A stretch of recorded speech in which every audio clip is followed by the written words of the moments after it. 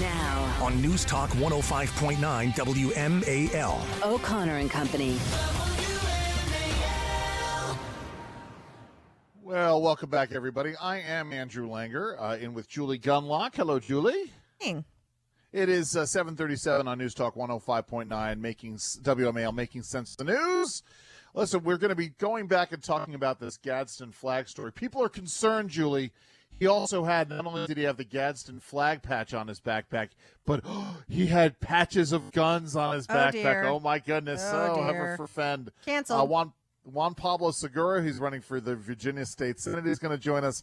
And Congressman Andrew Clyde from Georgia is going to be joining us as well. Right now, listen, we got this story. This was breaking yesterday morning and last night. Julie, have you ever been to Topgolf? Of course. Yes, absolutely.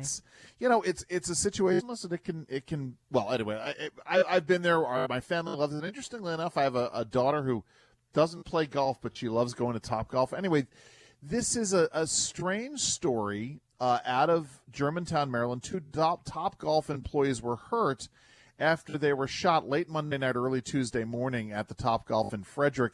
Joining us now is John Gonzalez. He's a reporter for 7 News on WJLA. John, what's going on with this? I mean, have we learned anything more about what transpired at the Topgolf in Frederick? Well, it's still developing. Oh, Germantown, Andrew, I'm sorry. Really good to talk to both of you. Yeah. It's still a developing story here in Germantown. It was breaking yesterday morning. And, this is a place that is very popular in Montgomery County. I actually went there and celebrated my birthday there last year. My wife thought, let's go play some golf. I'm a terrible golfer, by the way. But, to hear of, such a nice, facility and just kind of not that heard of in Germantown, but, inside of a place where you got families, you've got friends gathered for celebrations, usually for birthdays, and to hear of, bullets flying where, golf balls should be, Sure. It's terrifying. It really is. And they were young, victims. So it really is very troubling for the community. Yeah, 18 and 23-year-old, both of the victims. Yeah. And it's a situation in which, again, it's also strange because it was just after midnight that this took place. And, again, it's Topgolf. I know that when I've gone to Topgolf, and if, like you went for your birthday, it's kind of become a New Year's Eve day tradition in my family, weirdly enough, where we'll go out there on New Year's Eve day. I know that you have to give up an ID and things. I'm sorry, Julie, I know you had a question too. I'm just wondering, I mean, the two shooters, or I think it was the shooter, I'm sorry, drove away from the scene.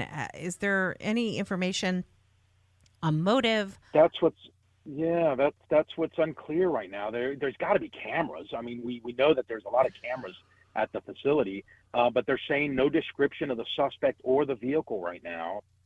They're saying there was some sort of a fight. My understanding is the place closes at midnight, but I was talking to some of the cleaning staff there who were literally cleaning the floors because they were telling me it was a terrible, bloody scene. They tell me that the place closes at midnight. They shut the doors at midnight. But, of course, you're not done your round of golf. You're not done your beers. You're not done your food sometimes.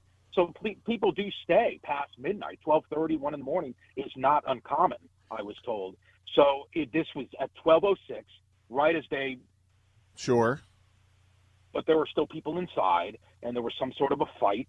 And then, this guy pulls out a gun. Yeah. Right. And this is where I was going with this, Julie, because I know when I've played at Topgolf, I have to give up an ID in order to rent the bay, or somebody in my party has to give up an ID in order to rent the bay for that particular time. For those of you who are unfamiliar, by the way, let me just Topgolf is one of these places it's like a driving range on steroids. There are usually 3 levels, and you hit these golf balls that have sensors in them, and it's, there's lots of alcohol. It's very, very fancy, very fun. And so, there are, let's say that there are 100 bays at this facility, and you go and you sit and you drink, you play whatever golf games, and you improve your game, et cetera, et cetera. But, I mean, it's one of these things where, because it is a pricey endeavor, they are taking credit card information. So it seems to me that if this was a customer, there should be leads on this. Montgomery County Police, we know that we should say there's a $10,000 reward being offered for this. Anybody with information on the story is asked to submit a tip online or call 1-866-411-8477. Let me give you that number again, 1-866-411-8477. I mean, are the police being open? Are they playing this close to the vest? What's going on with the police in details? I would say a little close to the vest. And this is just an observation my photographer and I had when we showed up yesterday. We were one of the first on the scene. And again, this is not something I reported as news, just an observation. There were no police there at 4 o'clock in the morning. This happened just after midnight, which we thought was a little odd that there wasn't a cop. That's strange. And what we thought, I mean, this is just us thinking out loud, my photographer and I, we thought the same thing you thought, that, whoever did this might have had an account. Right. They might know who this guy is. They might have seen the surveillance video and said, oh, this is, Joe Blow. We know him. He's familiar to police. So they may know who he is. They're just trying to find him. And that's why there wasn't this big, yellow tape crime scene, because it might be, something where they, again, just me, throwing out ideas, they may know who this guy is. And they just haven't been able to get him yet. Listen, John, thank you so very much for this. We're going to leave it there. Keep us posted as to what's going on, will you? Absolutely, I will. Good talking to you guys. Good talking to you. That's John Gonzalez. He's a reporter for 7 News, WJLA. Right now, we got more coming up at 7:40.